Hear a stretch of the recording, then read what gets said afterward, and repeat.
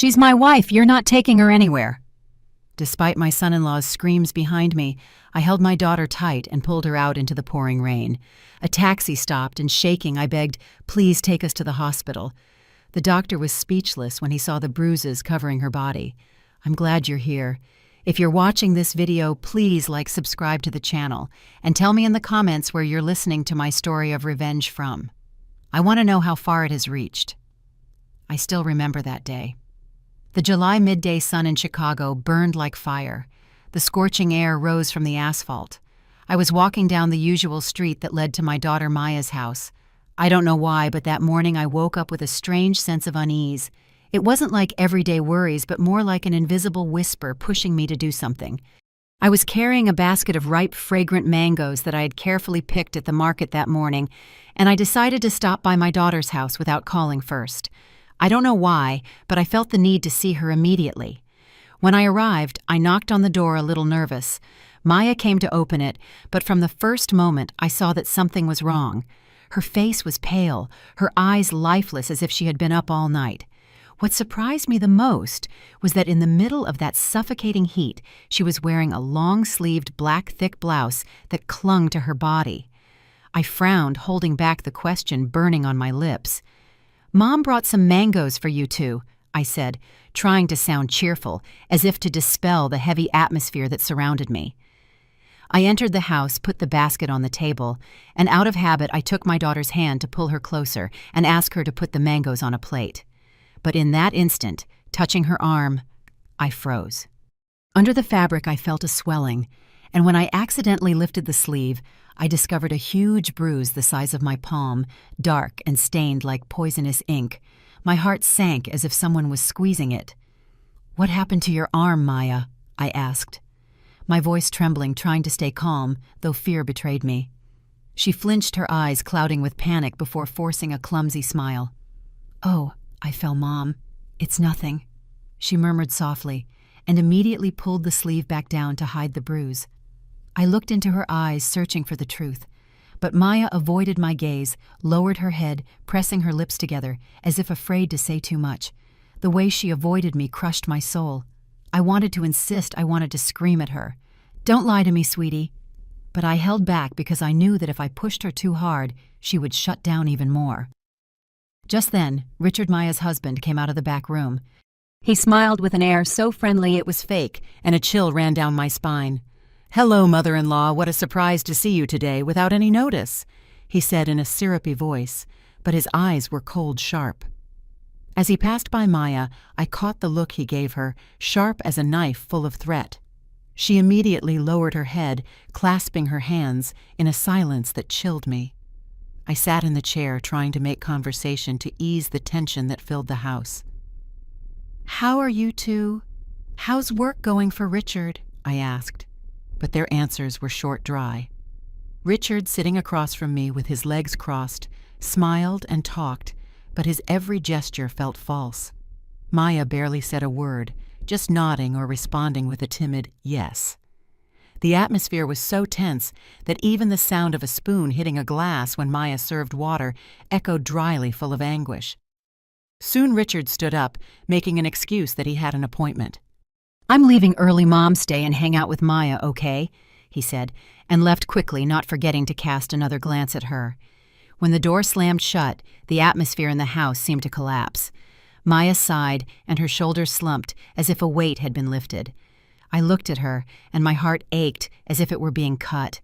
I tried to bring up a happy topic to draw her out of the shell she had retreated into. "When you were a little girl, you loved to bake cakes. Do you still do that now?"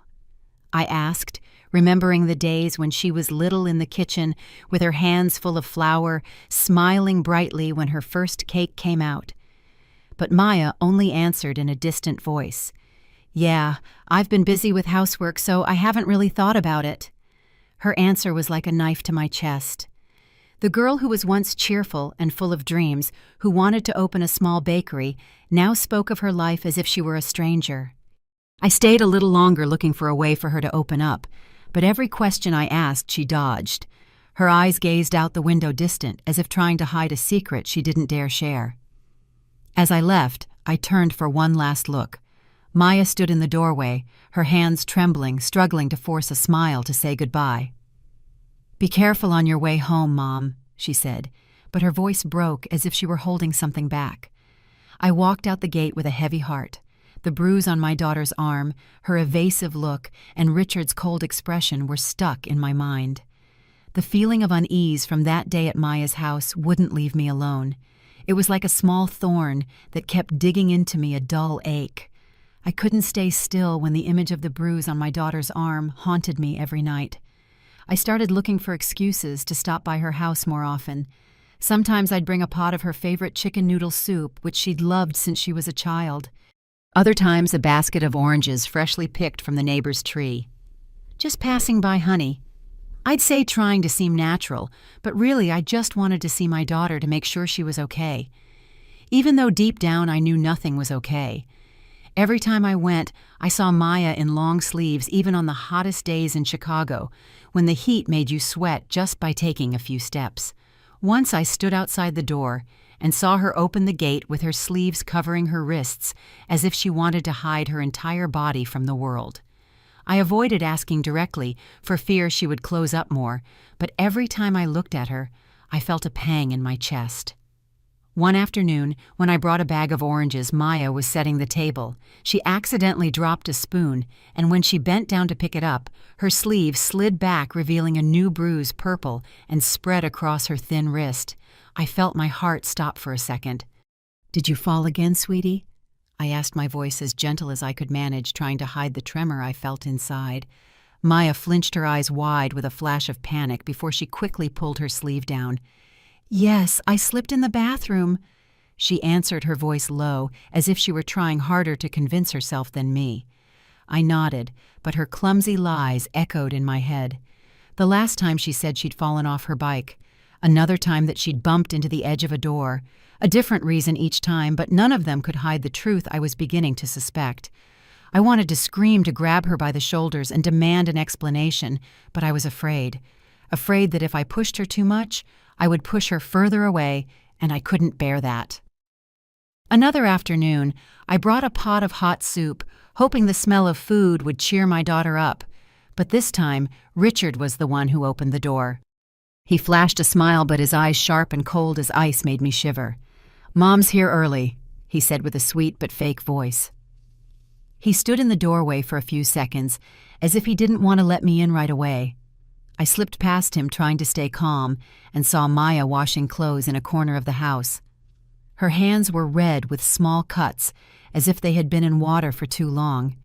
When she saw me, she quickly pulled down her sleeves to cover the wounds that I knew very well were not from slipping or falling off a bike. "I brought you soup," I told her, trying to sound cheerful, though my eyes never left her. Maya just nodded without saying anything and avoided my gaze again. I sat in the kitchen, pretending to help her clean vegetables, but really I was watching every move they both made. Richard sat across from me and started talking about his job, his voice smooth and confident. But I noticed that every time Maya dropped a fork or spilled a little water, his gaze would lock onto her, cold and threatening. Maya would tremble, apologizing immediately, her voice as quiet as a child's afraid of being scolded. "I'm sorry, I didn't mean to," she murmured, and I saw her hands clenched together under the table. I wanted to jump up to scream at Richard that he had no right to make my daughter feel afraid, but I held back. I knew that if I exploded right then, everything would get worse. I just silently stored away every piece of this painful truth, every look, every gesture, every lie. Days later, I returned with a bag of cookies I had made myself, some sugar cookies that Maya adored as a child. I purposely chose a time when Richard wasn't home because I had decided to do something I never thought I'd have the courage to do. Taking advantage of a moment when Maya went to get some water, I hid a tiny camera behind a potted plant in the living room. My heart was pounding, and my hands were shaking so much I almost dropped it. "I'm going to leave the bag of cookies in that corner, so they stay fresh," I said aloud, distracting Maya while I adjusted the camera's angle to cover the entire room. I didn't know if what I was doing was right or wrong, but the only thing I knew for sure was that I couldn't keep watching my daughter live in fear without doing anything. As I left, I looked back and saw Maya standing there, a forced smile on her lips. "Thanks, Mom," she said, but her voice sounded dull, as if she were carrying a secret too heavy to bear. That night, I sat alone in my small room in front of the computer. I put water on to boil for tea, but my hands were shaking so much I spilled hot water on the table. When I turned on the camera feed, my heart was hammering against my chest as if I were about to walk through a door to a truth I both craved and feared. At first, the images showed everyday scenes. Maya cleaning Richard on the sofa with his phone. But the tension in my daughter's every move was obvious. Her smile was nothing more than a mask, hiding a fear I could feel even through the screen. Her posture was always hunched, as if she were waiting for something terrible at any moment. Once Richard got up and walked past her, and I could see her shoulders flinch in an automatic defensive reflex. I watched intently, holding my breath.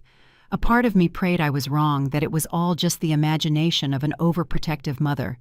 But deep down in the very core of my heart, I knew I was about to face a truth I didn't want to accept. That night, I sat in the old chair in my living room, my hands trembling as I made a strong cup of tea. The aroma did nothing to calm the anxiety squeezing my chest. I turned on the computer and connected to the camera, lacing my fingers together as if that could hold on to what little calm I had left. I knew I was about to see a truth I might have preferred not to discover, but I had no choice anymore. For Maya, my daughter, I had to do it. The computer screen lit up and the camera's image appeared with perfect clarity. I saw Maya silently cleaning the living room, a broom in her hand, sweeping every corner of the floor with slow movements, as if she wanted to stretch out time. Richard was sprawled on the couch, his eyes glued to his phone, his feet on the table as if he owned the world. He kicked off his dirty shoes right in the middle of the floor in front of her. Maya stopped for a moment. Her shoulders trembled slightly. Then she bent down to pick them up and put them neatly in a corner. When she looked up, I saw the icy glint in Richard's eyes like a silent warning. I felt a knot in my chest. I wanted to reach through the screen and pull my daughter out of that house, but all I could do was sit there helpless, watching every painful moment unfold. Another day, I opened the camera feed again, this time during dinner. Maya brought a hot soup, placing it carefully on the table. I saw her force a smile, but it was so weak it looked like a leaf about to fall. Richard picked up his spoon, tried a bite of soup, and suddenly slammed the table hard. The sound made me flinch. "What kind of salty soup is this? Are you trying to poison me?" he snapped with contempt. Maya shrank, her gaze fixed on the floor, murmuring an apology. "I'm sorry, I'll cook it again." I saw how her hands trembled as she quickly got up, as if she feared that taking another second would mean punishment. Richard just grunted and went back to his phone, as if she wasn't even worth a thought. But the moment that froze my blood happened one afternoon a few days later. I was in front of the screen, gripping the edge of the table, breathing with difficulty. In the image, Richard was in the living room with a beer in his hand, his face flushed. Maya was nearby with a freshly folded shirt in her arms. He looked at her and roared, "Did you forget to iron my shirt? Are you good for anything?" Maya was startled, her voice breaking. I'm sorry I forgot. I'll do it right now." But Richard didn't stop. He shot up, lunged at her, and slapped her across the face. Maya fell onto the rug, sobbing in a small, desperate voice. "I'm sorry, please." I felt my heart stop. I just sat there paralyzed in front of the screen with tears streaming down my face without realizing it. My daughter's sobs were like knife stabs to my soul. Richard put on his coat, left angrily, and slammed the door with a dry thud that pierced my chest. I couldn't think anymore. I put on a light coat and ran straight to Maya's house. The streets of Chicago were getting dark. The streetlights barely dispelled the fear that was choking me. All I knew was that I had to get to my daughter immediately. When I arrived, Richard was gone. The house was silent, except for the dry ticking of the clock on the wall. Maya was huddled in a corner of the sofa with swollen eyes and messy hair. When she saw me, she flinched and quickly wiped her tears. "Mom, what are you doing here at this hour?" she asked with a trembling voice, as if she feared I would discover something. I ran to hug her, and my voice trembled just as much. "My sweet girl, what has he done to you?" I felt her body tremble in my arms like a wounded bird. Maya panicked and waved her hands, trying to deny it. "It's nothing, Mom. I made him angry by accident." but her voice was breaking as if she didn't believe what she was saying herself. I gripped her shoulders, looking her straight in the eyes, emphasizing every word. "I saw everything, Maya. I know what you've had to endure." It was then that she burst into tears with a heartbreaking sob, each gasp cutting through the silent room. "It's just couples problems, Mom. He doesn't do it on purpose," she managed to say between tears. But I knew she was trying to protect him, or maybe protect herself from a truth too painful to accept. I swallowed my tears, not revealing anything about the hidden camera. I just squeezed her hand tightly and comforted her. "It's okay, sweetie. I'm going to be with you. You're not alone anymore." Maya collapsed on my shoulder, crying like a child. I stayed there, holding her, my heart in pieces. I thought about when she was little, when she would run through the house, laughing out loud, telling me her dreams of opening a bakery. Now that radiant daughter had been replaced by a fearful, shrunken young woman, always trying to hide the wounds on her body and in her soul. That night, Richard called, his voice slurring from alcohol. "I'm sleeping over at a friend's tonight. I'm not coming back." I saw Maya sigh with relief, but her eyes were still empty, lost beyond the window, as if she lived in another world. I thought about going home, letting her rest, but seeing her sitting there motionless in front of the window, with her arms wrapped tightly around herself, I didn't have the heart. "I'm staying with you tonight," I told her firmly, though a storm of fear and anguish was raging inside me. Outside, the rain began to fall hard, the drops hitting the roof, and thunder tearing through the night. That cold air perfectly reflected my mood, an unspeakable unease. I asked Maya to go to bed early, hoping she could get some rest. "Go to sleep, I'm here," I said, forcing a smile to reassure her. She nodded silently, entering the room with heavy steps, as if carrying an invisible weight. I went to the bathroom to wash my face and shake off the exhaustion, planning to spread a blanket and stay in the living room. But as soon as I touched the water faucet, a loud crash echoed from the living room. The sound of a chair falling made me jump. Immediately, a heart-wrenching scream from Maya cut through my chest like a knife. "Mom, help me!" I ran out of the bathroom, my heart racing. The scene paralyzed me. Richard was back, his face red from alcohol, his clothes disheveled, and his body reeking of liquor. He had Maya by the hair, insulting her non-stop. "Useless. I lost all my money because of your damn bad luck." Maya was crying desperately, struggling in vain, her voice barely a whisper between sobs. "I'm sorry, please stop." Her broken voice, full of terror, was like that of a cornered animal. I screamed with a raw throat, "Let her go now!" I threw myself at him, pushing him with all my strength, shielding my daughter with my body. He stumbled, but his bloodshot eyes looked at me with fury. "She's my wife," he roared, blocking the door with his arms spread as if he could stop the whole world. "You have no right to take her anywhere." I couldn't hold back anymore. All the pain, the fear, and the rage ignited inside me like a wildfire. "You have no right to hurt her," I shouted, my voice trembling, but full of decision. I squeezed Maya's hand, pulling her behind me, even though my legs were shaking too. "Mom, I'm so scared," she cried, her body racked with panic in my arms, her tears mixing with the rain that beat against our faces. I rushed Maya out onto the porch. The rain lashed our faces and soaked us from head to toe. The icy wind blew hard, but I felt nothing but the fear of losing my daughter. I looked out at the dark street, praying for a glimmer of hope. Luckily, a taxi was passing by, just then, its yellow lights as faint as a beacon in the storm. I waved my hand desperately, like someone clinging to a life raft in the middle of a shipwreck. "Please take us to the hospital," I shouted, my voice almost lost in the rain. The driver stopped the car, opened the door, and I practically pushed Maya inside before getting in after her. My little girl curled up in my arms, rain and tears mixing, soaking my clothes. Inside the taxi, I held her tight, trying to calm her, though I was shaking myself. "Please, go as fast as you can. My daughter needs to be saved," I whispered to the driver with a broken voice. He nodded, stepped on the gas, and the car sped off through the curtain of water. Maya said nothing, just rested her head on my shoulder, her breathing weak, as if she had no strength left.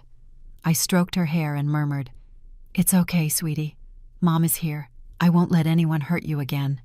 The taxi screeched to a halt in front of the hospital entrance, the tires squealing on the wet asphalt. I helped Maya get out our clothes, clinging to our bodies, dripping water. The rain continued to fall mercilessly, as if it wanted to drown my last hopes. "Help my daughter," I cried with a broken voice, almost pleading as I saw the blurry lights of the hospital entrance. Maya leaned on me, weak, her eyes closed, her body trembling like a leaf in a storm. I squeezed her hand tightly to keep her standing, though I could barely support myself, my heart tight as if it were being crushed. A nurse ran out pushing a gurney, her face serious but professional. "Get her to the ER," she shouted to her colleagues, and they quickly laid Maya down and pushed her down the hallway, illuminated by fluorescent lights. I ran after them, my sandals slipping on the wet floor, each step feeling like a ton. The image of Richard pulling my daughter's hair, dragging her across the floor, kept drilling into my mind like a stab wound that never stops. I wanted to scream, to break everything to get the pain out, but I knew I had to be strong. In the emergency room, the nurses began to remove her soaked clothes. When they took off her long-sleeved blouse, I froze.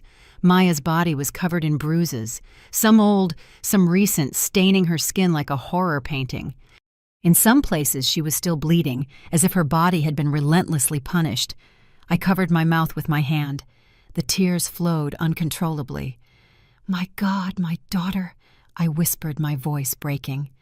The nurses looked at each other, one let out a sigh, but none dared to say a word.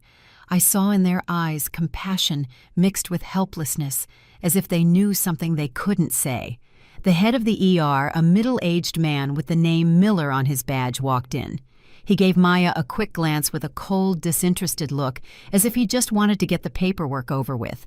After a few minutes of examining her, he said dismissively, "She fell down the stairs. It's nothing serious." I stood there paralyzed, unable to believe what I was hearing. "She fell down the stairs," I shouted, my voice trembling with rage. "Look at her. These bruises, these wounds, how can they be from a fall? This is clearly abuse." I pointed to my daughter's body, the wounds that screamed the truth he was determined to ignore. Miller raised his eyebrows, his voice arrogant. "You're not a doctor." "The medical record will state it as such." His words were like a punch to my face. I felt the blood rush to my head, helplessness welling up as if it wanted to drown me. "Don't hide the truth." I cried, tears streaming down my cheeks. "This is my daughter's life. Don't you see she was beaten?" But Miller just shook his head, turned around and told the nurses to continue their work. Two nurses nearby lowered their gazes, writing silently, not daring to look up at me. I stood there, my hands clutching the back of the chair, feeling like the whole world was turning its back on my daughter and me. Just when I was on the verge of despair, a young small-frame nurse approached me. She looked around as if afraid someone would see her and whispered in my ear, "Ma'am, there's pressure from above. They're forcing us to alter the report." I turned and met her firm eyes. On her uniform, the name tag clearly read Sarah Hernandez.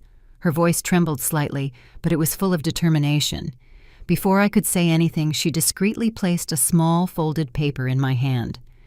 "This is a scan of the original report," she said in a low but firm voice. "Keep it. Don't let anyone know I gave it to you." I clutched the paper in my hand, feeling like I had found a ray of hope in the middle of the storm. "Thank you, sweetie," I whispered, my voice choked with emotion. "You've saved us both." Afterward, the nurses bandaged Maya superficially, as if they just wanted to get the case over with quickly. One of them reported in a monotonous tone, "She's stable, she just needs to rest at home." I looked at them, then at my daughter still lying there weak and insecure. I knew I couldn't let her go back to that house where Richard was waiting to continue abusing her. "I'm taking you to my house," I said in a firm voice, although inside rage and fear were still roaring. I supported Maya as we left the hospital. It was still raining, but I no longer felt cold. There was only a fire burning inside me, the fire of a mother determined to protect her daughter. The next morning, when the first rays of sun came through the window, I woke up with a heavy heart. After that stormy night, the image of Maya huddled in the hospital, her body covered in bruises, wouldn't leave me in peace. I knew I couldn't stay still. I had to go back to that house where my daughter had suffered so much to get more clothes and things for her. I took an old cloth bag and walked down the familiar street, but each step felt heavier, as if I were heading to a place full of danger.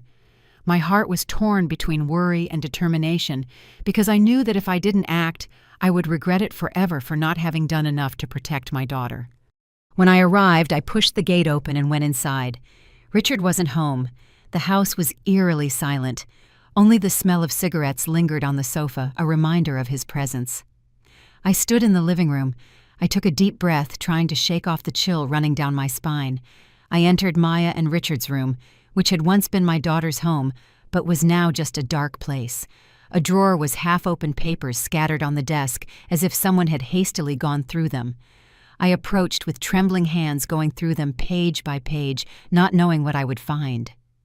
Among the messy pile of papers, a thick stack of documents caught my eye. The words "life insurance contract" printed on the cover sent a chill down my spine. I picked it up with a hand that trembled so much I almost dropped it.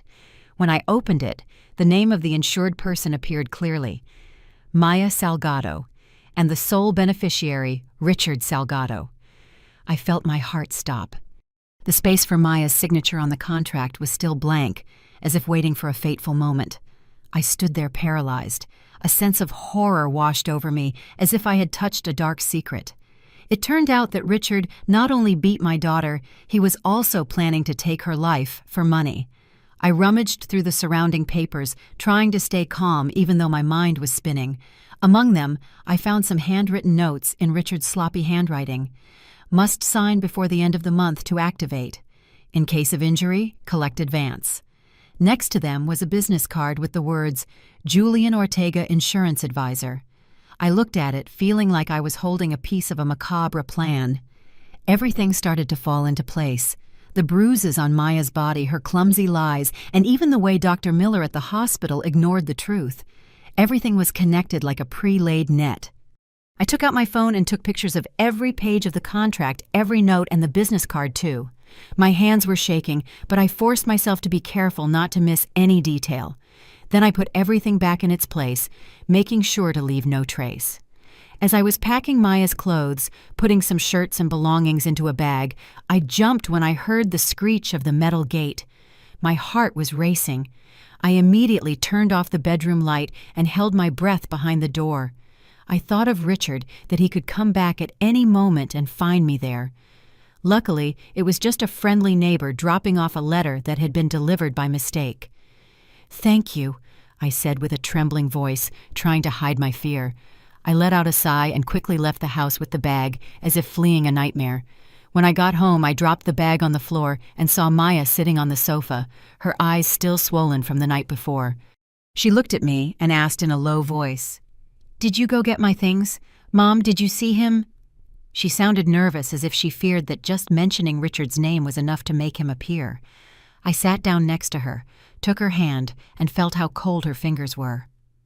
"No, he wasn't there," I answered firmly, although inside the truth of the insurance policy weighed on me like a rock. "But you have to believe me, Maya. We are facing a plan much more terrible than you can imagine." Maya's eyes widened in fear. "What plan, Mom?" I saw the fear in her gaze and knew I couldn't tell her everything yet. If I told her the truth that Richard not only beat her, but also wanted to kill her for money, I feared she would completely break down. I squeezed her shoulder to reassure her. "I'll tell you one day, but for now your job is to rest. Let me take care of everything." Maya nodded, but I noticed her eyes were still full of doubt and fear. She leaned against me and I held her tight, trying to hide the pain that was tearing me apart inside. After discovering the insurance contract, I could barely sleep. That night, I lay in bed, my eyes open, staring at the ceiling, listening only to the ticking of the clock in a suffocating silence. The image of the document with the words "life insurance contract" appeared again and again in my mind, along with the name Richard Salgado, clearly written as the beneficiary. I thought about the bruises on Maya's body, his icy gaze, and that scribbled note about the plan to activate it before the end of the month. It was all like a nightmare, and I knew I had to act, that I couldn't let my daughter continue to live in that fear. The next morning, as the first rays of sun pierced through the curtains, I saw Maya asleep in bed, her face pale but peaceful in her sleep. I went out to the balcony in silence, phone in hand. I took a deep breath to gather my courage. I decided to call Richard's mother, Stephanie, in whom I once hoped to find an ally, a mother who would understand a child's pain. I dialed the number, my hand trembling, and my heart full of hope mixed with unease. As soon as the call connected, without giving me time to finish my sentence, she let out a cold voice that cut me off. "Why are you calling me at this hour?"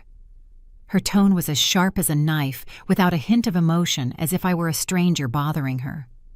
I suppressed the anger rising in my chest and forced out each word.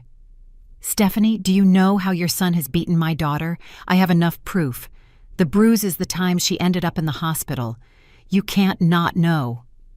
I hoped my voice sounded firm, that it would reach her, that she would understand this wasn't a game, that my daughter was suffering. But all I heard from the other side was a mocking laugh, cold and brazen.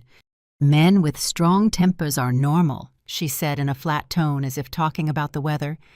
"It's a couple's issue, let them solve it, don't exaggerate." I was frozen, as if I had been slapped. "Beating her until she has to go to the hospital seems normal to you," I shouted, my voice trembling with rage. I couldn't believe that a mother, a woman, could say something like that, but Stephanie was unfazed. "One must know how to maintain the family's appearances," she replied with an air of superiority. "Otherwise, your daughter is the one who will be pointed at." That sentence was like a knife straight to the heart. I was trembling with fury, gripping the phone so tightly my fingers hurt.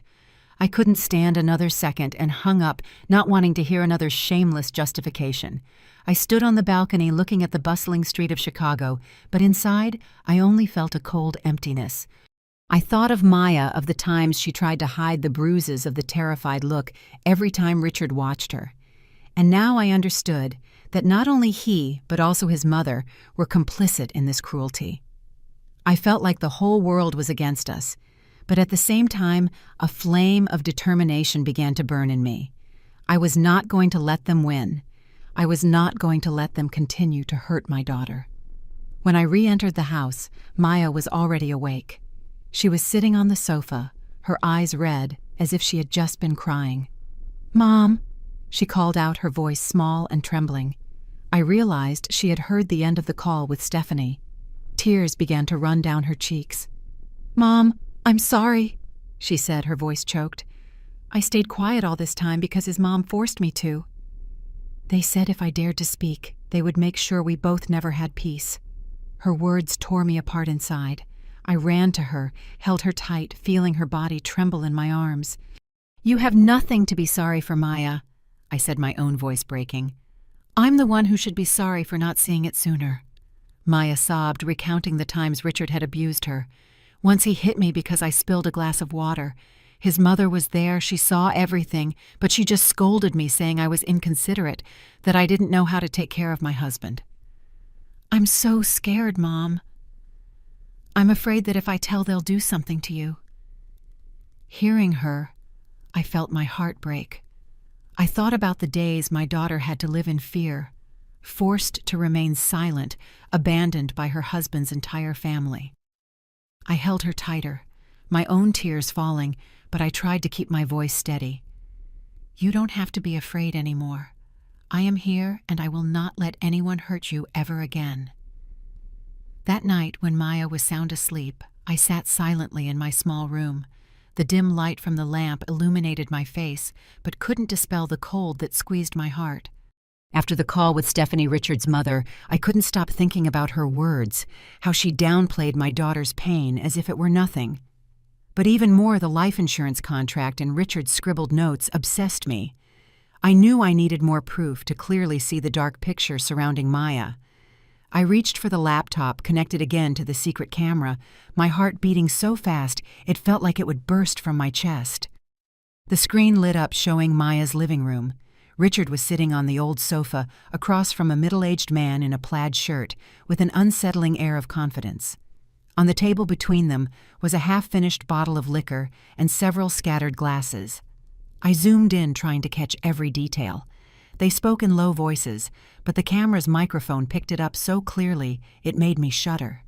The man with a wicked smile said, "Richard, you have to convince your wife to sign quickly. If she doesn't sign, the contract is invalid. I've already set everything up. His voice was smooth, as if he were talking about any other business deal, but every word was a knife. Richard replied in a harsh tone filled with cruelty. Don't worry, Julian. I'll make her sign, and if she doesn't want to, I have plenty of other ways. I strained to see the table where I saw a business card lying there. The words, Julian Ortega Insurance Agent, jumped out at me. It was him, the name from the notes I found days before. My heart pounded harder, as if I had stumbled upon a monstrous secret. Julian lowered his voice and continued. The last injury was already covered by an advance, but the report needs to be valid. Dr. Miller certified it again as a fall down the stairs. Everything went perfectly. I clenched my fist tightly. My nails dug into my palm. Dr. Miller, that name again, fitting like a perfect piece in this criminal web. Richard let out a sarcastic laugh, his voice overflowing with greed. Later on, I don't just want a few advances. I want to collect the whole thing. Julian twisted his mouth into a cold, sinister smile. Then later, we'll stage a car accident. That way we take the whole jackpot. I'll take care of everything. I froze. My hands trembled so much I almost dropped the phone I was holding. They were talking about killing my daughter as if it were a business plan. In the video, Richard raised his glass with a triumphant tone. Let's toast to my future. Julian raised his too and laughed out loud. And to the early death of your wife. The sound of their glasses clinking echoed cold and sharp, like a hammer blow straight to my heart. I immediately saved the entire recording, my hands shaking as I copied it to a spare USB drive.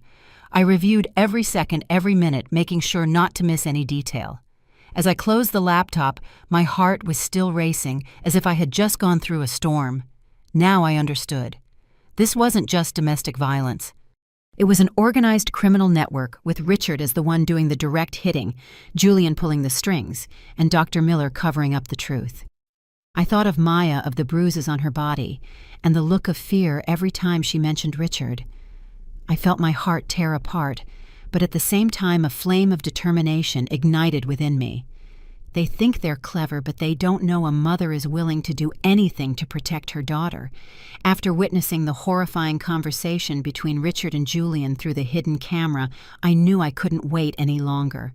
The evidence in my hands, the video, the scanned copy of the original report from Nurse Sarah, and the photos of the insurance contracts were powerful weapons, but I needed someone to help me turn them into justice. I immediately thought of Rick Rivers, an old friend of my late husband, a renowned human rights lawyer in Chicago. I picked up the phone, my hands still trembling, and called him.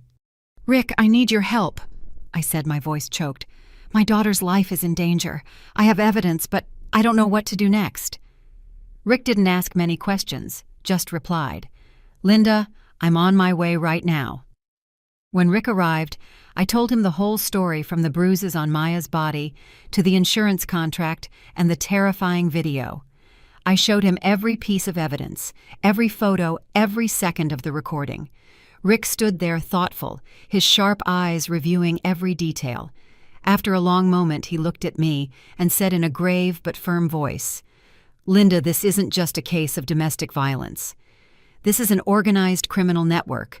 Richard, Julian, and even Dr. Miller, they are all involved." His words were like a ray of light in the darkness, but they also chilled my blood. I knew I was facing something bigger than I could imagine, but for Maya, I was ready to fight. Rick got to work immediately drafting the complaint, sending it to the district attorney's office, and discreetly contacting potential witnesses. I stayed at home taking care of Maya, trying to keep her calm, although I was terrified myself. A few weeks later, Rick called me again, his voice full of determination. "Linda, I found 3 more women who were also victims of Richard and Julian. They were deceived, beaten, and forced to sign similar insurance contracts. They have agreed to testify at the trial." Hearing that, I felt a ray of hope, but at the same time my heart was heavy. How many women had suffered the same as my daughter? How many were still living in the shadows? On the day of the trial, the courtroom was packed. Reporters, onlookers, and even neighbors from the block had come. I walked in with Maya holding her hand tightly. I felt her tremble, but in her eyes there was a determination I hadn't seen in a long time. "Mom, I want to do this," she whispered, her voice low but firm. I squeezed her hand, holding back my tears. "I'm here with you, Maya. We will get through this." On the other side, Richard, impeccably dressed in his suit, sat with a calm expression, as if he had nothing to fear. Beside him, Julian smiled maliciously, and Dr. Miller maintained a cold gaze. In the back row, Stephanie, Richard's mother, sat with a defiant expression, as if daring anyone to touch her son. The trial began, and the defense attorney stood up brazenly, showing a fake medical certificate. "Maya Salgado suffers from mental disorders," he declared in a smooth voice. "She often self-harms and has delusions about her husband." I was so outraged, I jumped up from my seat. My blood was boiling. "Lies," I shouted, but Rick gently placed his hand on my shoulder, asking me to be calm. I sat back down, my hands gripping the edge of the seat, trying to contain the rage consuming me. It was Maya's turn. The trembling girl took the stand, her hands clasped tightly. Slowly she rolled up her sleeves, revealing the scars and bruises still marked on her skin. The room fell silent. Maya took a deep breath, her voice choked but firm. "I did not give myself these wounds. This is the result of my husband's hands, Richard Salgado." A murmur went through the room. The reporters turned their cameras, capturing every moment. I looked at her, my heart in pieces, but at the same time, I felt proud. My Maya, though scared and hurt, was still standing facing the truth. Rick stood up. His voice resonated with strength. "We have irrefutable evidence." He asked to project the video from the hidden camera. The large screen in the courtroom lit up clearly, showing Richard slapping Maya until she fell to the ground, and the chilling conversation between him and Julian about the insurance fraud scheme. Maya's sobs from the video filled the room, leaving everyone holding their breath. I saw the look in Richard's eyes change from confidence to panic. Julian lowered his head, his hands clenched. Dr. Miller remained motionless, but the beads of sweat on his forehead betrayed him. Rick then called Nurse Sarah Hernandez as a witness. The young woman came forward, her voice trembling but resolute. "Dr. Miller ordered me to alter the medical report to say fall down the stairs.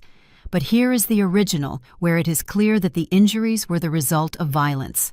Sarah placed the scan on the table, her gaze firm. Then 3 other women stood up, one after another, telling their stories. An elderly woman with a broken voice recounted how Richard forced her to sign an insurance policy and beat her when she refused. Another younger woman described the days she lived in fear, under constant threats if she dared to speak. Their stories were like knife stabs, shaking the entire room. Richard was already pale, muttering curses, his hands clenched as if he wanted to destroy something. Suddenly, Stephanie jumped up shouting, "Don't believe her! That girl is crazy! It's all a lie!" But the judge banged the gavel, his voice stern. "Order in the court!" All eyes were on Richard and his accomplices. The atmosphere was as tense as a rope about to snap, as if the whole world was waiting to see justice served. Rick Rivers, the lawyer who had become a pillar for my daughter and me, stood up. His voice boomed like thunder. "This is the final proof," he declared, showing an incomplete copy of the insurance contract with Maya's signature still blank. "This document proves that the plan of Richard Salgado and his accomplices was not completed, but the intent to take Mrs. Maya Salgado's life is undeniable." The entire courtroom fell into absolute silence, as if everyone was holding their breath before that terrifying truth. The judge, an older man with a stern look, reviewed each of the documents and videos Rick presented. After a long while, he banged his gavel, and his voice boomed with firmness. "Richard Salgado is being prosecuted for domestic violence and attempted murder. Julian Ortega and Dr. Miller will be investigated for complicity. Mrs. Stephanie Salgado is sanctioned for perjury and defamation." The sound of the gavel echoed sharp, as if tearing away all the fear inside me. I squeezed Maya's hand tightly, feeling it tremble. But this time, it wasn't from fear, but from release. As Richard was escorted out of the courtroom, he turned to me, his eyes red with fury, and shouted, "If it weren't for you, I would have had everything." His voice was loaded with rage, but I just looked at him coldly as they led him away in handcuffs. I didn't answer. There was no need. He had lost, and justice had won. Stephanie, his mother sitting in the back row, had a pale face without her previous defiance. I saw her lower her head and silently leave the courtroom as if wanting to escape everyone's gaze. I later found out that the entire neighborhood shunned her, and she eventually had to move far away. No one even wanted to mention her name. The press covered the case everywhere, sparking a wave of outrage in the community. Headlines like, "Insurance Fraud Plot Uncovered," or "Brave Mother Protects Daughter," appeared in all the newspapers. I read them, but I didn't feel pride.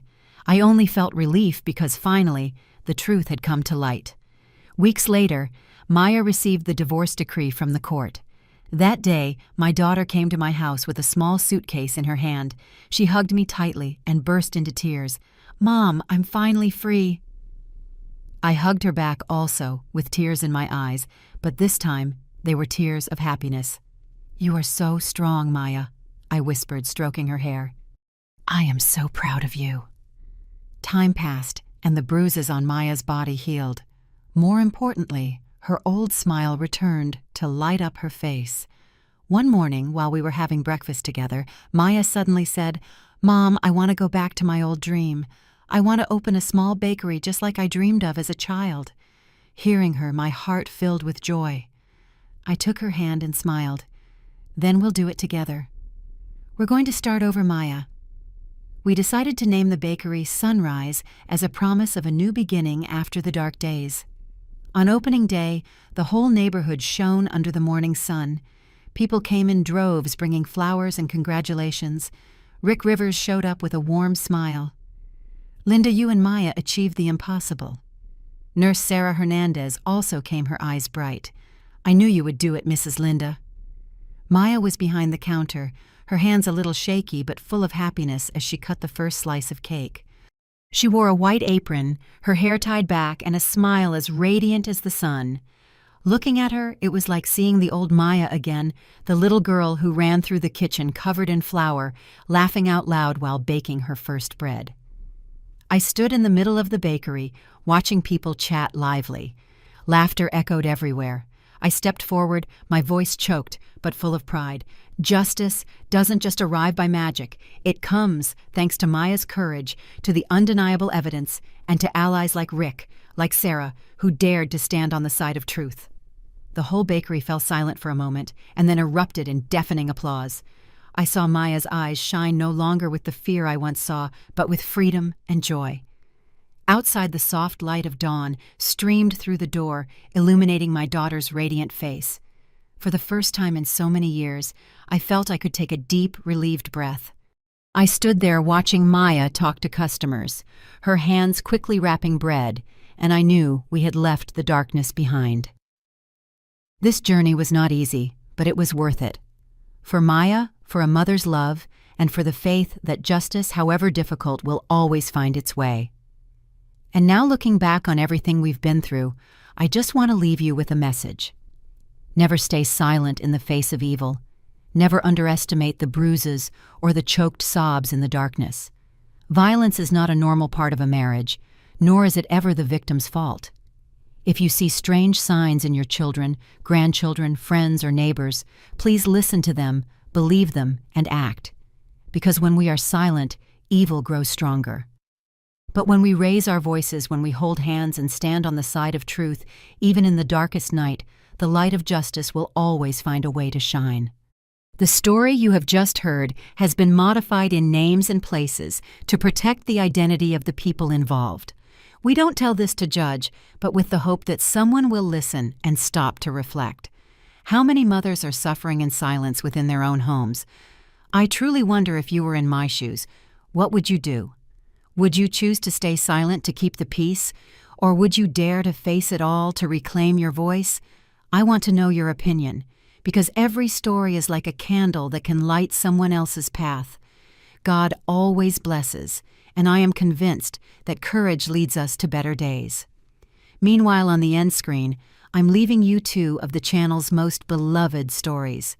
I'm sure they will surprise you. Thank you for staying with me until this moment.